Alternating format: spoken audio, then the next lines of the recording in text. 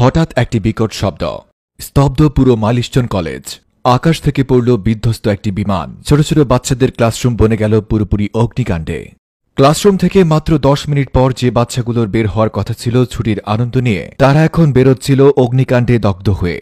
গায়ে নেই পোশাক, কাঁধে নেই স্কুল ব্যাগ, সবই পুড়ে হয়ে গেছে ছাই।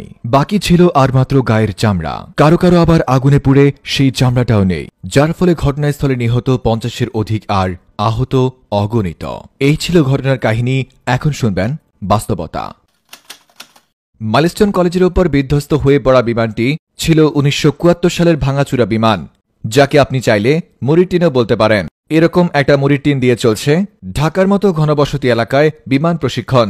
এদিকে বিমান বিধ্বস্ত হয়ে অগ্নিকাণ্ডে আহত এবং নিহত শিক্ষার্থীদের ঘটনাস্থল থেকে হাসপাতালে নেওয়ার জন্য, যেখানে রিকশা ভাড়া মাত্র 30 থেকে 50 টাকা পর্যন্ত হওয়ার কথা ছিল, সেখানে রিকশাওয়ালারা 100 থেকে 150 টাকা পর্যন্ত রিকশা ভাড়া বাড়িয়ে দিয়েছে। অন্যদিকে সিএনজিওয়ালারা 500 টাকার জায়গায় 1000 কিংবা 1500 টাকার নিচে যাবেই না বলে দিয়েছে।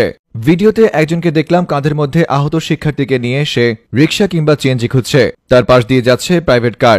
আলহামদুলিল্লাহ, সেই জনদরদি প্রাইভেট কারটি থামানো তো দূরে থাক, ফিরেও তাকায়নি।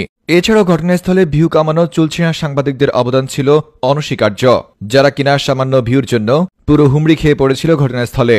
এক পর্যায়ে এমন অবস্থা হয়েছে যে ভিউ কামানোর সাংবাদিকদের জন্য আহত এবং নিহত শিক্ষার্থীদের নিয়ে বের হওয়াটাই কষ্টকর হয়ে পড়ে। ঘটনার ঠিক কয়েক ঘন্টা পরে ওই একই স্থানে মিলিত হয় দেশের নামিদামি সব রাজনৈতিক দলের নেতারা, যার ফলে সৃষ্টি করেছেন তীব্র যানজট। এই ছিল সেখানকার ঘটনা, আর এটাই হলো আমাদের বাংলাদেশ। হঠাৎ একটি বিকট শব্দ, স্তব্ধ পুরো মাইলস্টোন কলেজ। আকাশ থেকে পড়ল বিধ্বস্ত একটি বিমান। ছোট ছোট বাচ্চাদের ক্লাসরুম বনে গেল পুরোপুরি অগ্নিকাণ্ডে। ক্লাসরুম থেকে মাত্র 10 মিনিট পর যে বাচ্চাগুলোর বের হওয়ার কথা ছিল ছুটির আনন্দ নিয়ে, তারা এখন বেরোচ্ছিল অগ্নিকাণ্ডে দগ্ধ হয়ে। গায়ে নেই পোশাক, কাঁধে নেই স্কুল ব্যাগ, সবই পুড়ে হয়ে গেছে ছাই। বাকি ছিল আর মাত্র গায়ের চামড়া। কারো কারো আবার আগুনে পুড়ে সেই চামড়াটাও নেই, যার ফলে ঘটনাস্থলে নিহত 50-এর অধিক আর আহত অগণিত। এই ছিল ঘটনার কাহিনী। এখন শুনবেন বাস্তবতা। মাইলস্টোন কলেজের উপর বিধ্বস্ত হয়ে পড়া বিমানটি ছিল 1974 সালের ভাঙাচুরা বিমান, যাকে আপনি চাইলে মুড়ির টিনও বলতে পারেন।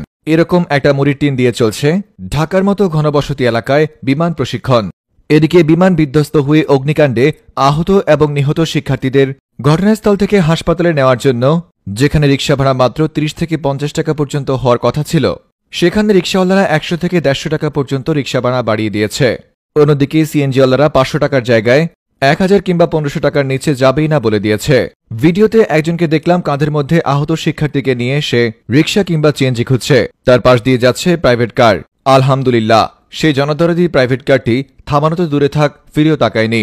এছাড়াও ঘটনাস্থলে ভিউ কামানো চুলছিনা সাংবাদিকদের অবদান ছিল অনস্বীকার্য, যারা কিনা সামান্য ভিউর জন্য পুরো হুমড়ি খেয়ে পড়েছিল ঘটনাস্থলে। এক পর্যায়ে এমন অবস্থা হয়েছে যে ভিউ কামানোর সাংবাদিকদের জন্য আহত এবং নিহত শিক্ষার্থীদের নিয়ে বের হওয়াটাই কষ্টকর হয়ে পড়ে। ঘটনার ঠিক কয়েক ঘন্টা পরে ওই একই স্থানে মিলিত হয় দেশের নামিদামি সব রাজনৈতিক দলের নেতারা, যার ফলে সৃষ্টি করেছেন তীব্র যানজট। এই ছিল সেখানকার ঘটনা, আর এটাই হলো আমাদের বাংলাদেশ।